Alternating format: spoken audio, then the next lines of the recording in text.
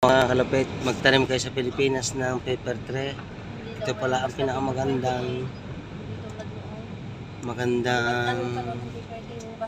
itanim ang paper tree. Yan mga kalapit, napakaganda niyang puno. Walang problema magtanim. Yan. Marami sa amin ito sa bundok. Ay, oo. Kaya magtanim kayo mga kalapit. Hindi basta unusin. At napakaganda sa maganda sa pollution. Yan, ha? Expressway, aeroporto. Mas mga mga teacher, tatlong oras silang pinapag-hotel pa sila. Okay, Jerry?